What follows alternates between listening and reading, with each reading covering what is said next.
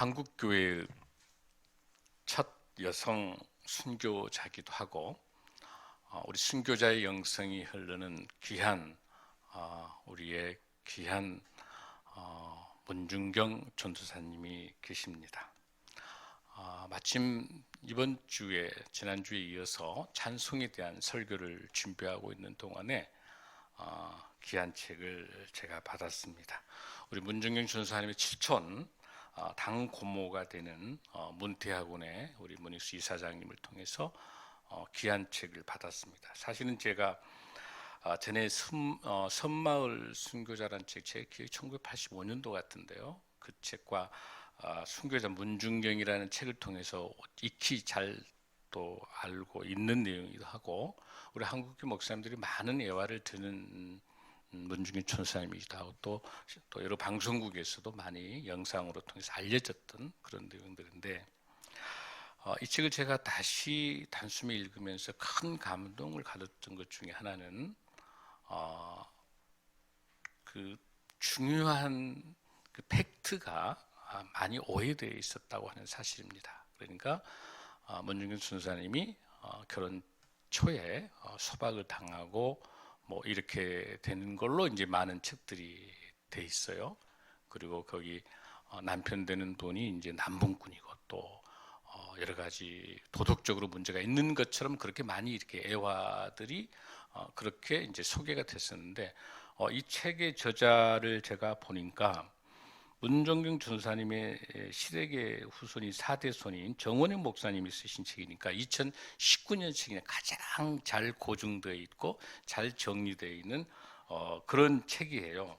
그래서 영원한 전도자 하나님의 사람 문중경, 이 책을 제가 지난주에 받고 2번이나 다시 읽게 됐습니다. 정말 잘 정리되어 있는 책인데 여러분이 꼭 권합니다.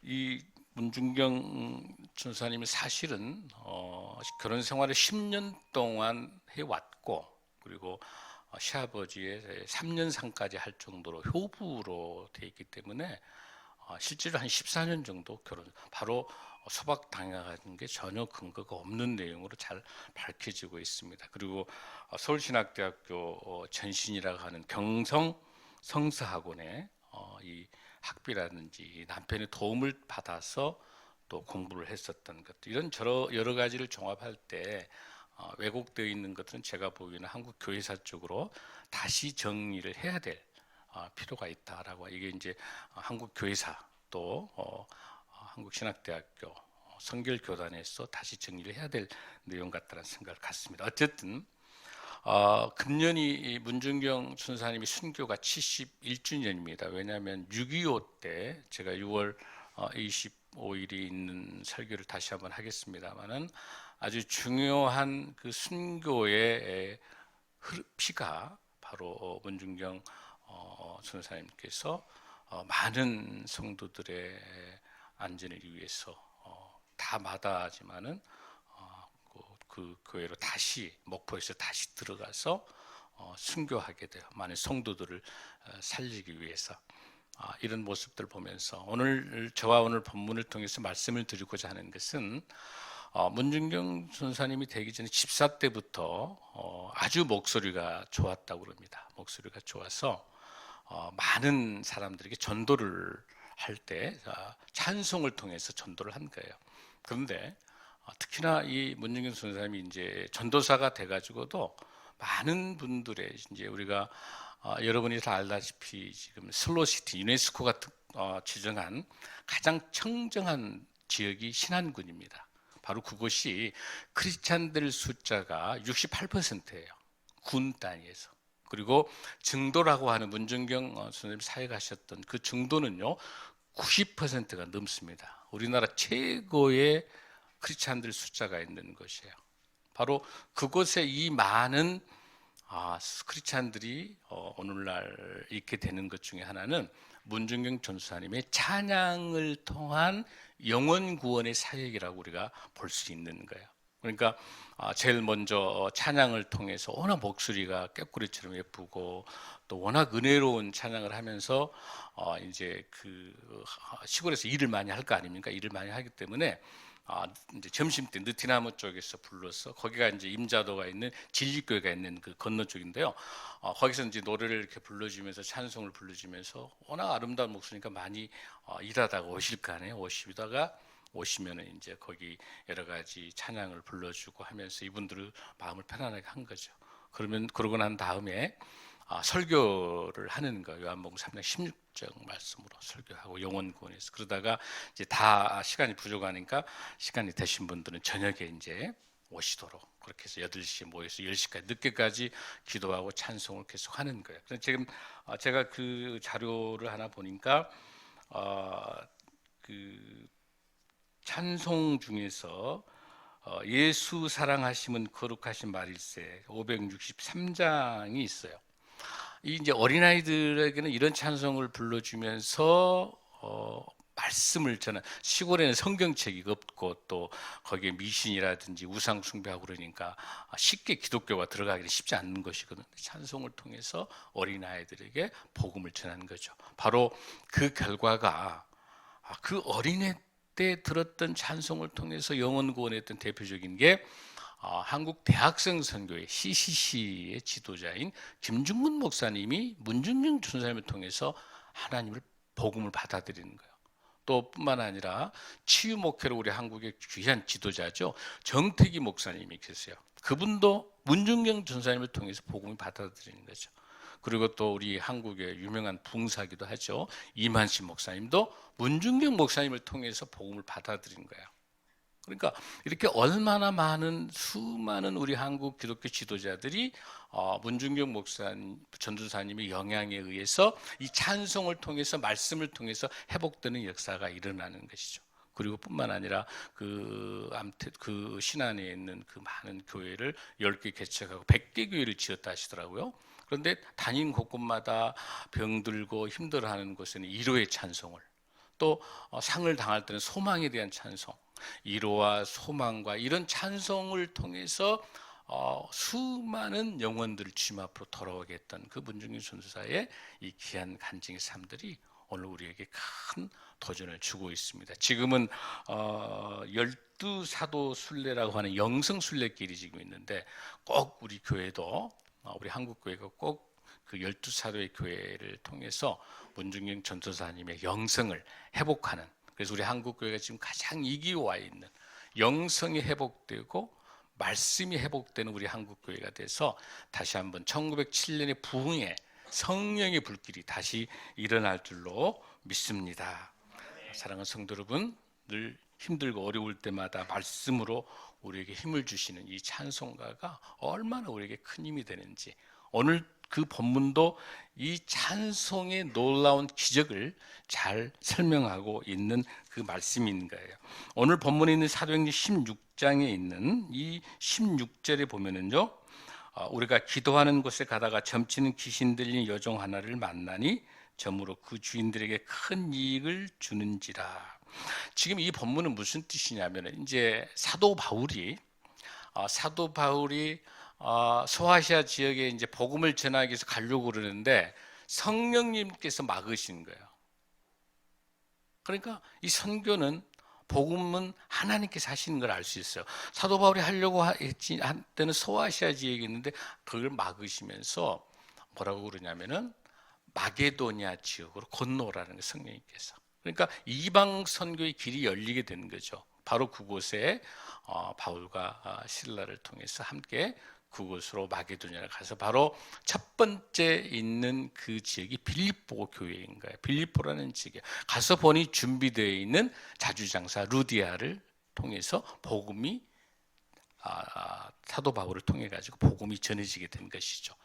그 당시에는 교회가 없기 때문에 바로 10명이 유대인 10명이 있어 회당이 있는 것인데 그것도 없으니까 바로 물가에 강가 쪽에 가서 예배를 드리는 것이죠. 바로 그곳에서 루디아를 만나서 바로 그곳이 바로 빌립보 교회가 탄생된 그 배경이에요. 그래서 사도 바울이 이제 신라와 함께 그 일행들이 같이 그곳에서 루디아의 집에서 있는데, 그러면서 복음을 전하고 있는데 한 정신이 이상한, 정신병이 들려있는, 귀신 들려있는 여자가 이제 그곳에 그 지역에 빌보 교회가 있는 그 지역에서 이제 그 예언을 하는 거죠. 그 당시는 여러 가지 귀신 들려 있는 이 여자가 귀신이 있기 때문에 점을 본 것처럼 이렇게 하는. 그래서 이 귀신 들린 여자를 고용한 사람들이 엄청난 부를 획득하고 있는 거예요. 이 여자를 이용해서, 귀신 들린 여자를. 근데 귀신 들린 여자가 사도 바울의 일행을 보고 정확하게 예수 그리스도 하나님의 사람, 영의 사람인 걸 알아보고 난 다음에 뭐라고 이야기를 하게 되냐면 17절에서 그가 바울과 우리를 따라와 소리질러 이르되 이 사람들은 지극히 높은 하나님의 종으로서 구원의 길을 너희에게 전하는 자라. 그러니까 귀신이 귀신같이 알아보는 거예요. 지금 하나님이 사람인 거를 알아본. 그러면서 계속 외치고 다니는데 사실은 사도 바울은 그게 불편한 거예요. 왜냐하면은 지금 유대인들을 이렇게 죽이기 위해서 지금 그렇지 않게 계속 쫓겨나고 쫓김을 당하고 있는 그런 바울과 실라와 그런 일행들인데, 근데 여기서 여러분들 재밌는 것 중에 하나는 우리라고 하는 단어를 쓰고 있죠. 이 사도행전은 누가 쓴 책이에요, 여러분들? 누가가 썼어요? 누가. 그러니까 여기서 이 누가복음을 썼던 누가가 이 일행에 합류하면서 주어가 바울과 실라와 함께 우리라는 단어가 들어가니까 거기 안에 누가 들어가요? 바울과 실라와 누가와 디모데가 같이 일행이 된 거예요. 이제는 누가도 이 일행에 들어가서 전도단의 선교팀에 들어가서 이 기록 사도행전을 기록하고 있는 거예요. 그래서 그 우리가예요. 그렇게 설명하면서 자, 그랬더니 도저히 이제 안 되겠길 바울이 뭐라고 이야기하냐면 18절에 보면은 이같이 여러 날 동안에 이렇게 떠들고 있고 그러기 때문에 안 되겠어. 그러니까 이 여자를 쫓아내야 된단 말이야, 귀신을. 그래서 18절에서 이같이 여러 날 하는지라 바울이 심히 괴로워하여 돌이켜 그 귀신에게 이르되 예수 그리스도의 이름으로 내게 명하노니 그에게서 나오라 하니 귀신이 즉시 나오니라. 할렐루야. 그 이유가 19절에서 여종이 주인들이 자기 수익의 소망이 끊어진 것을 보고 바울과 실라를 붙잡아 장토로 관리들에게 바울과 실라만 고발한 거야. 왜? 바울과 실라만 유대인 크리스찬이에요. 그리고 여기 나타나 있는 누가하고 나타난 디모데는요, 어머니가 유대인, 아버지가 헬라인이기 때문에 여기는 이방인 쪽에. 그러니까 누구를 고발합니까? 유대인이라고 고발을 하면서 두 사람을 지금 고발하고 있습니다. 왜? 이 사람들 우리 성을 심히 요란하게 하여서 로마 사람인 우리가 받지도 못하고 행하지도 못할 풍속을 전한다거늘 우리가 일제일에나 고발하니 상관들이 옷을 찢어 벗기고 메로치라. 무슨 뜻이냐면은 이 바울과 실라, 이 돈 많은, 엄청난 이 돈 많은 사업가들이 이 귀신 들린 여종이 이제 귀신에서 나와버리니까 점괘가 나와야 안 나와요? 점괘가 안 나오니까 돈벌이가 돼요, 안 돼요? 돈벌이가 안 되니까 이 사업가들은 자기가 망하게 됐으니까 누구를? 사도 바울하고 실라를 고발하는 거예요. 그 명분이 뭐냐? 제명이 뭡니까, 여러분들? 유대인이라는 제명. 근데 왜 유대인이 제명이 될까요? 그 당시는 그 당시는 그 글라디오 황제에 의해서 유대인들을 추방하고 했던 그런 로마의 촉국에 있었기 때문에 그 추방하고, 그 로마가 가장 힘든 것은 뭐냐면 조금만 뭉쳐서 소요가 일어날, 데모가 일어날 것이 제일 무서운 그 징조예요. 그거는 용서 안 해. 다른 거 다 용서한다는 거야, 로마가. 그러니까 이 바울과 실라가 모여, 유대인들이 모여서 그걸 모사를 한다라고 생각하고 고발한 거예요. 그러면서 엄청나게 때리고 매를 맞고 하는 겁니다. 자, 그런 상황에서 23절 많이 친 후에 옥에 가두고 관수에게 명하여, 자, 그가 이러한 명령을 받아 그들을 깊은 옥에 가두고 그 발을 착고에 드니 채웠더니. 무슨 뜻이에요? 이제 이 감옥을 보면은 그 당시 감옥에 이제 1층 쪽에는 조금 죄를 적게 진 사람, 그다음에 지하 감옥은 도망 못 가게 해서 정치범, 아주 중죄를 진 사람이. 근데 그 안에 이 바울과 실라가 들어있던 그 안에는 정치범들이 많았어요. 사형을 받아야 될 사람들이 많이 있는 거예요. 그런 것에다가 지금 바울과 실라 딱 갖다 놓은 거예요. 여러분 그림 그려지죠? 지금 감옥에 지금 가 있는 거예요. 자, 드디어 25절 한번 읽습니다. 시작. 기도하고 하나님을 찬송하며 제수들이 듣더라. 한밤중에 바울과 실라가 기도를 간절히 하면서 뭐 합니까? 하나님을 찬송함에 그 찬송 소리가 그 지하 감옥이니까 들려야 안 들려? 다 들리는 거예요 지금. 자, 다 들리고 있습니다. 그러고 난 다음에 26절입니다. 시작.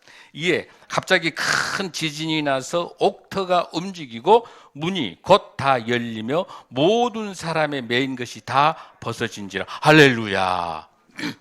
찬송을 했더니 그 옥문이 열리고 그 지진이 움직이면서 그 차코라고 한 게 뭐냐면은 여기 확 채고 있어가지고 눕지도 못하고 뭐 앉지도 못하는 굉장히 힘든 거를 딱 발목에다가 차고 있는 거예요. 그러니까 그런 상황에서 갈라지니까 찬송을 이 상황을 다 누가 들어요? 그 제수들도 같이 듣고 있는 거죠.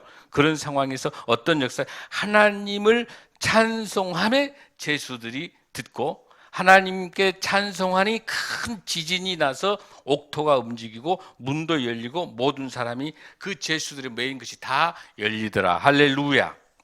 사랑하는 성도 여러분, 찬송이 어마어마한 하나님의 놀라운 기적을 보여주고 있는 거예요. 잘할 수 있는 것이죠. 자, 여러분 이사야 43장 21절 한번 보겠습니다. 시작.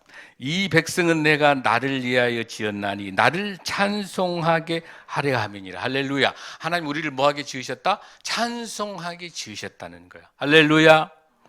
이 사도 바울과 실라는 왜 찬송할 수 있었을까요? 찬송을 통한 놀라운 하나님의 기적을 알기 때문에요. 즉 뭐냐면 찬송을 하게 되면 두려움이 없어져요. 아멘. 찬송을 하게 되면 기적이 일어나요. 아멘. 아까 문정균 선생님을 통해서 놀라운 기적으로 영혼 구원이 된 것처럼 이 찬송할 때 이 기적이 일어날 줄로 믿습니다. 사랑하는 성도 여러분, 다윗은 이 내용을 잘 알고 있어요. 그래서 시편 145편에 왕이신 나의 하나님 내가 주를 높이고 영원히 주의 이름을 송축하리다라고 하면서 시편 34편 3절 4절에서 이렇게 말씀합니다. 우리 한번 보겠습니다. 자, 다윗이 하나님께 올리는 찬송시입니다. 시작. 광대하시다 하며 함께 그의 이름을 높이세. 4절 시작. 내가 여호와께 간구하며 내게 응답하시고 내 모든 두려움에서 나를 건지셨도다. 할렐루야. 찬송할 때 두려움이 없어질지어다. 찬송하면 기적이 일어날 줄로 믿습니다. 사랑하는 성도분, 우리들의 입술을 통해서 시편이 146편부터 150편까지 해서 보면은 출발이 할렐루야로 출발해서 찬송으로 끝나요. 그리고 마지막에 150편은 1절, 6절 내지 찬송 계속 찬송이야. 그러니까 이 사도 바울은 다윗을 통해서 수많은 시편의 찬송을 알고 있기 때문에 찬송의 기적을, 찬송의 놀라운 역사를 아는 것이죠. 다윗은 압살롬에게 피할 때, 사울에게 피할 때 얼마나 많은 고난과 역경을 당했습니까? 그럴 때마다 다윗은 시편, 시를 통해서, 찬양을 통해서 하나님께 영광을 올리고 그 두려움을 이겨내고 놀라운 기적의 역사를 다윗이 느꼈던 그 찬송의 역사가 바울에게도 임할 줄로 믿습니다. 지난번 우리가 어땠어요? 여러분들, 여호사밧에게도 놀라운 찬송의 역사가 있을 때 그 여호사밧 왕에게 내린 게 아니라 야시엘이라고 하는 그 아삽, 성가대 대장인 그 아삽의 후손인 아시엘에게 성령의 음성이 들려서 이번 전쟁은 내게 속한 것이니 무기로 싸우는 게 아니라 성가대를 구성해서 애복을 입고 나가라 할 때 그 모압과 암몬의 연합군에게 승리한 줄로 믿습니다.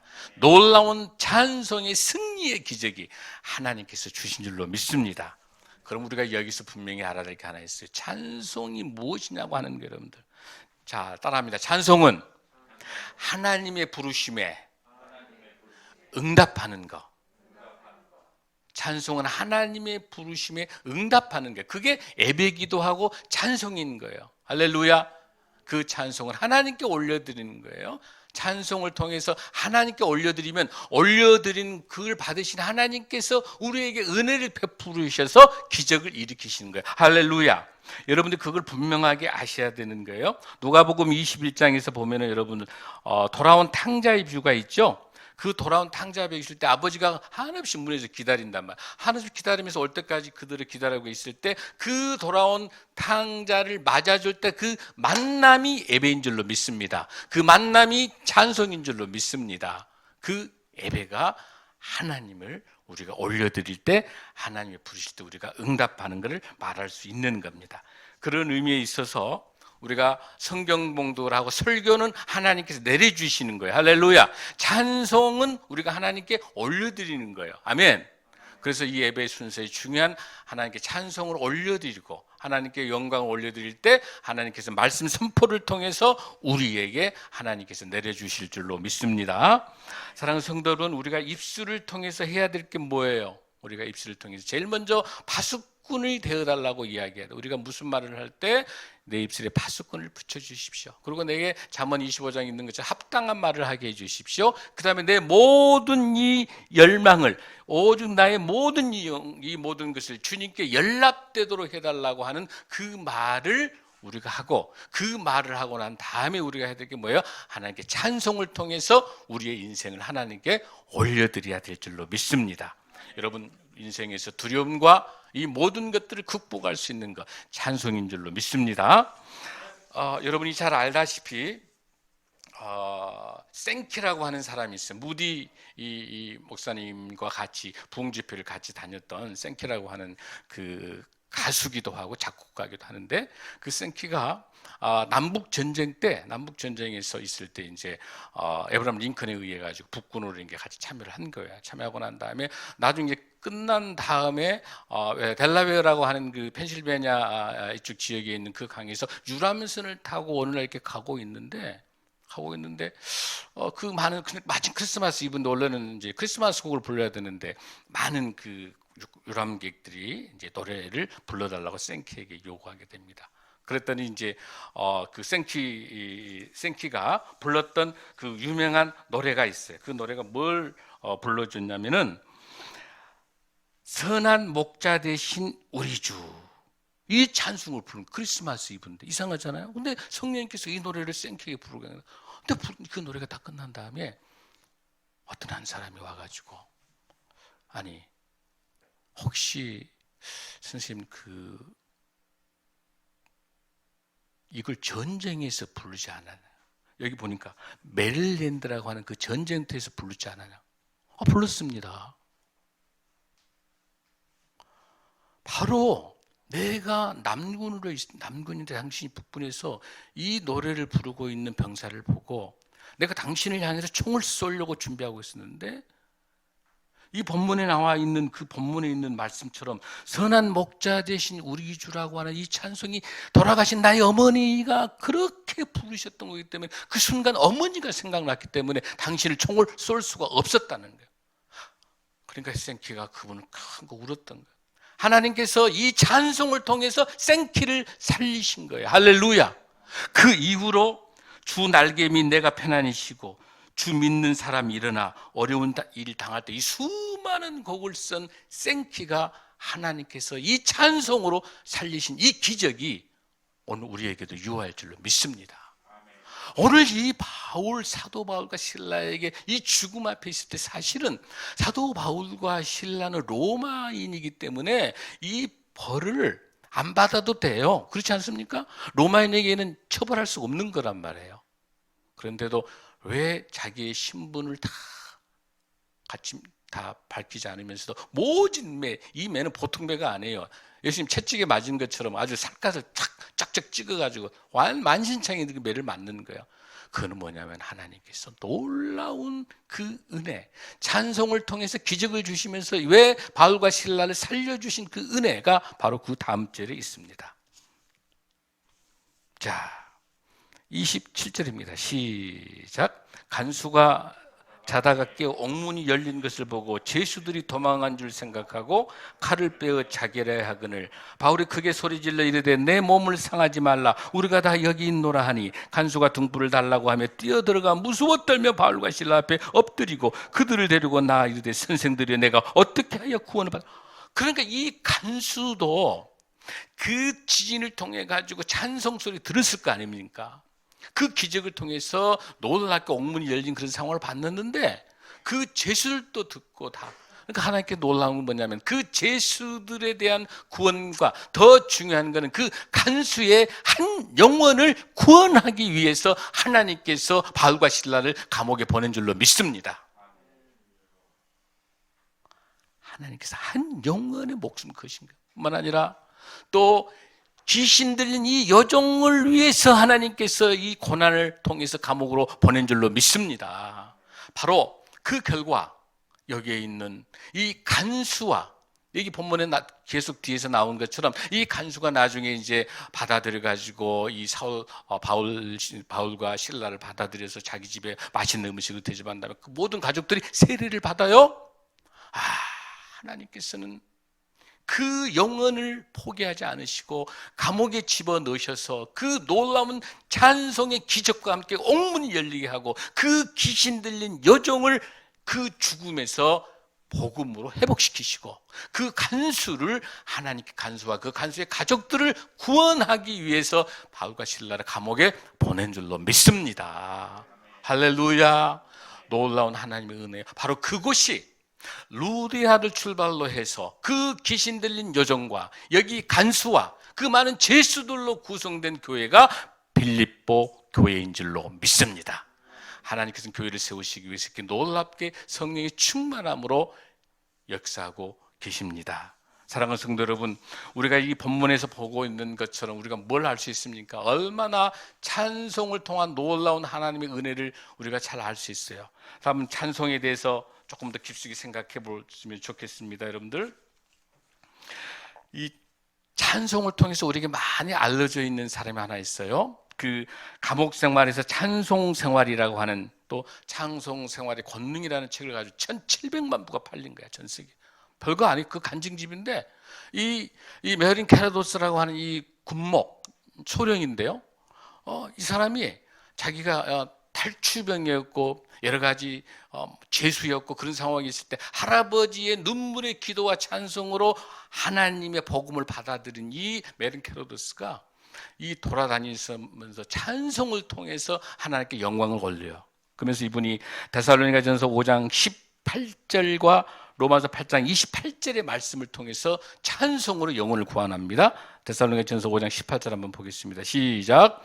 범사에 감사하라. 이것이 그리스도 예수 안에서 너희를 향하신 하나님의 뜻이니라. 할렐루야. 그 다음에 로마서 8장 28절 시작. 우리가 알거니와 하나님을 사랑하는 자 곧 그의 뜻대로 부르심을 입은 자들에게 모든 것이 합력하여 선을 이룬다. 할렐루야. 이 두 말씀을 가지고 찬송할 때마다 하나님께서 역사하시는 것을 보고 있는 거야. 그러면서 어느 날 이 크리스찬 텔레비전을 통해 가지고 알코올 중독자가 회복되는 것을 본 거예요.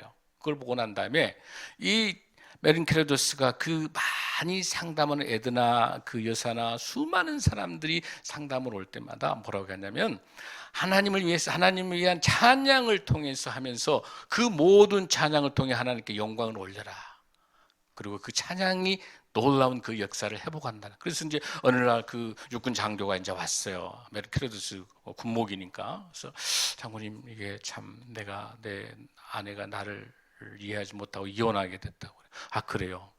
당신 하나님께서 이 모든 것에 대해서 감사할 수 있습니까? 이혼을 당할 수밖에 없는 것에 대해서 감사할 수 있습니까? 처음에는 하다가 하겠습니다. 감사하겠습니다. 주님, 제 잘못이 무엇인지를 알게 해달라고. 내가 그럴 수밖에 없는 거, 모든 것에 대해서 감사 하면서 도저히 감사할 수 없는 것, 여기서 범사에 감사하라는 것은 감사할 수 없는 것마저도 감사하라는 거예요. 할렐루야. 그 다음에 여기 본문에 나타난 합력의 선을, 모든 것이 합력의 선을 이룬다는 그 모든 것 속에는 감사할 수 없는 것마저도 포함된 것을 통해서 하나님께서 합력의 선을 이룬다는 그 뜻을 이 메린 캐러도스 목사님이 이야기한 거예요. 그러면서 그 기도하고 찬송할 때 어느 날 한 달 정도 지나가지고, 여보, 내가 잘못했어요. 내가 이혼하자고, 내가 당신을 오해했어요. 그러니까 이 장교는 눈물 뿌려 기도하면서 그 아내의 문제점들에 대해서 그런 것들 원망하고 분노할 수 있음에도 불구하고 그러지 않고, 내게 무슨 이런 상황, 내가 풀무불에 있든지 내가 사자굴에 있든지 어떤 상황에 있든지 간에 그럼에도 불구하고 감사할 때 하나님께서 그 감사를 통해 역사하신 것처럼 이 장교에게도 그 이혼을 요구했던 그 부인이 전화가 회복되고, 또 아까 말씀드린 것처럼 메론 캐러디스 통해 가지고 수많은 알코올 중독자 또 마약 중독자들이, 이런 가정을 두고 있는 가족들이 불평분만하지 않고, 그럼에도 불구하고 내 아들이 알코올 중독자지만 하나님, 내가 간절히 기도할 때 이 아들을 원망하지 아니하고, 내가 하나님 이 아들이 알코올 중독이긴 하지만 내 하나밖에 없는 아들을 내가 간절히 사랑하고 기도하고 간절히 기도할 때 이 아들이 하나님의 은혜 가운데 회복돼서 알코올 중독이 끊어지고 마약 중독이 끊어지고 이 가정이 회복되는 역사가 일어날 줄로 믿습니다. 지금 역사는 지금도 유효합니다. 원망 불평하는 것은 이 문제가 해결될 수 없습니다. 오직 하나님의 말씀으로 찬송할 때, 이럼에도 불구하고 도저히 용서할 수 없는 것, 도저히 내가 포용할 수 없는 것마저도 하나님께 찬양으로 영광 올릴 때 하나님께서 역사하실 줄로 믿습니다. 그러나 중요한 것 중에 하나 있어요. 찬양을 할 때, 우리가 기도할 때마다 좋은 결과를 달라고 그 목적으로 찬양하면 안 된다는 거예요. 어떤 목적을 위해서 할 때는 하나님하고 거래 관계가 되기 때문에 그 영역은 하나님의 영역이에요. 우리가 찬양을 올려드리는 것은 하나님의 임재를 위해서 하나님께 올려드리는 거기 때문에 하나님과 거래하면 우리는 안 되는 거예요. 우리는 하나님께 간절히 기도하고 하나님께 찬양으로 올려드리면 하나님께서 그 응답으로 주시는 그 결과를 기다리는 게 우리의 자세지, 내가 이 찬양하게 되면, 내가 이 기도하게 되면 내게 내 아들이 돌아오고 뭐가 문제가 해결이 되고, 이거는 하나님하고 거래하는, 그건 안 된다는, 그런 것은 하나님이 응답하지 않으시다는 거예요. 우리가 하나님께 올려드리는 그 기도의 마음, 찬양의 마음, 그 두렵고 떨릴 때마다 그럼에도 불구하고 하나님을 의지하고 기도하는 그 모습이 저와 여러분을 통해서 하나님께서 역사할 줄로 믿습니다. 하나님하고 거래하는 게 아니야. 철저히 하나님께 맡기고 하나님의 주권을 맡기고, 우리 아버지 하나님, 우리보다 더 잘하시는 우리 아버지 하나님, 우리 하나님 아버지의 끝없는 사랑을 끝없이 우리가 깊이 묵상할 때마다 우리의 이 모든 것들을 통해서 하나님이 흘려내려 보내주실 때 성령님께서 역사하셔서 우리를 구원하시기 위해서 하나님께서 창조하신 우리 하나님께서, 우리를 선택하신 하나님 아버지께서 그 우리를 위해서 십자가에 돌아가시면서 죄를 대신하여 돌아가신 속죄함을 주신 예수 그리스도 성자 하나님을 보내주신 그 하나님 마음이 성령 하나님을 통해서, 성령님을 통해서 우리에게 찬양으로 찬미로 예배드릴 수 있도록 하나님께서 우리에게 귀하게 말씀으로 묵상하고 말씀으로 우리가 회복될 줄로 믿습니다. 사랑하는 성도 여러분, 찬양의 놀라운 은혜가 저와 여러분에게 임합니다. 우리 많은 찬송가 속에, 어떤 찬송가 속에는 아멘이 있죠, 어떤 찬송가 속에는 아멘이 없죠. 궁금해요, 안 궁금해요? 여러분들 얼굴이 전혀 궁금해하지 않는 얼굴 표정. 삼일체 하나님, 성부, 성자, 성령 하나님께 올려드리는 데는 아멘을 들어가야 되는 거고, 그 다음에 우리의 체험과 우리의 믿음의 교제 관계에 있는 것은 아멘을 쓰지 않습니다. 그러니까 우리가 성악가들이 찬양을 할 때 성악가들이 아멘을 하면 안 돼요. 성악가는 하나님께 올려드리면 그 화답하는 우리가 아멘 이렇게 답하는 거예요. 그리고 마찬가지로 이 찬양을 우리가 하나님께 올려드릴 때도, 이 예배 찬양, 우리가 성가대가 앞으로 예배를 할 때도, 성가대가 중요한 건 내가 나중에 말씀하겠습니다만은 찬송가가 있고요, 복음 찬송가가 있고 복음 성가가 있어요. 틀려요, 여러분들. 복음 성가 중에서 하나님의 영광을 올리지 않고 우리가 체험과 회복과 교제와 이런 내용은 예배에 올릴 수가 없습니다. 그건 안 됩니다.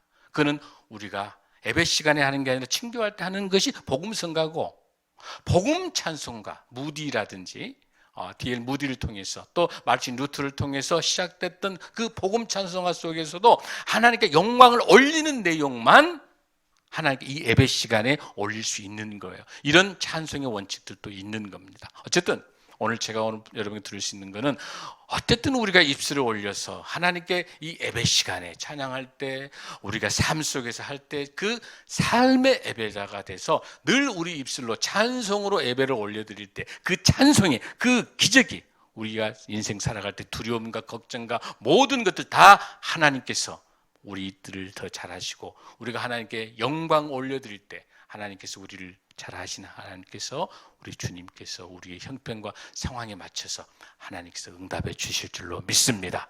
찬송을 통해 승리하시기 바랍니다. 할렐루야. 아멘. 함께 일어나시겠습니다.